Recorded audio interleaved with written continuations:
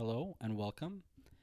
It's my great pleasure to present to you the phantom results of the ISMRM Joint Reproducible Research and Quantitative MR Study Group Reproducibility Challenge on T1 mapping.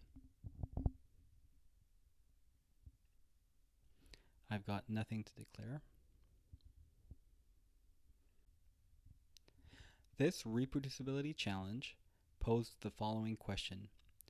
Will an imaging protocol independently implemented at multiple centers reliably measure T1 using inversion recovery in a standardized phantom? The imaging protocol we told participants to use was the one used by the Boudreau et al. 2010 paper. It includes a short repetition time relative to the conventional inversion recovery T1 mapping technique, 4 inversion times optimized for brain T1 values, and an echo time of 14 milliseconds and a single slice. This short repetition time is allowed because the Boudreau et al. Fitting model doesn't make an assumption on full recovery.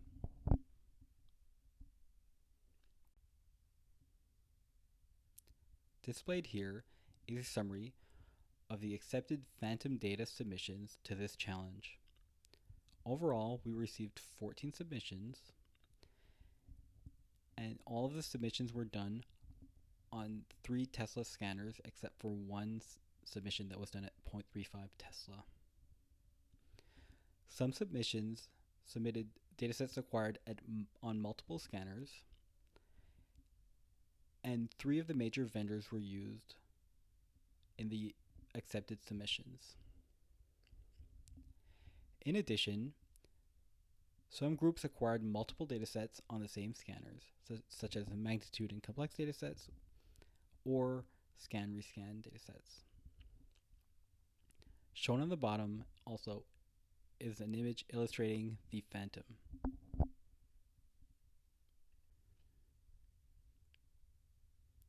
Following the data processing and analysis of the accepted submissions, we developed an interactive dashboard to better explore and interact with the accepted submissions. Here we show the homepage of this dashboard, which is available on the website linked below.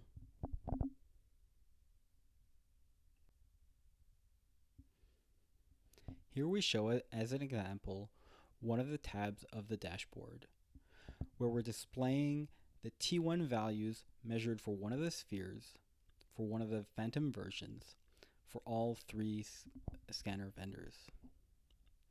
You could select different spheres or also show by sphere or by site the datasets.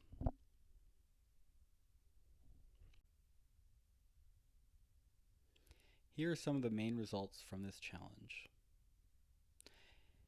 We show here the mean T1 values for each phantom sphere from each acquired dataset, plotted against the temperature-corrected reference T1 values. On the left, we display this data using linear axes.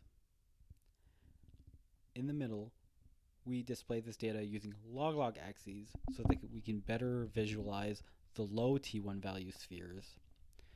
And specifically here we see that there's not good agreement for this range, and this is because of the inversion times that were selected for the suggested protocol, which were optimized for brain T1 values approximately above 500 milliseconds. And on the right, we show the error relative to the reference values. And we can see here that there's a few outlier datasets that exceeded 10% errors. In this slide and the following slide, we show a hierarchical shift function analysis for 6 of the spheres of the phantom. This, in essence, shows the bias for each quantile of the distribution of the T1 values in the spheres, and allows us to demonstrate if there's a consistent underestimation or overestimation for any of the spheres. For example, Sphere 3 shows consistent underestimation for all of the sites. And in the bottom graphs, these are the bootstrapped values for all of the sites that acquired data.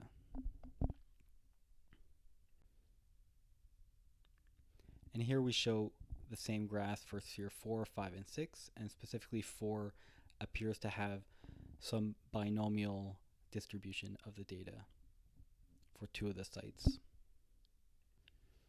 Overall, most submissions resulted in good T1 agreement with reference values for the human range of T1 values. All of the data and code collected and developed for this challenge is available online as well as the dashboard. And please keep an eye out for our MRM highlights party and MRathon after this conference. Thank you.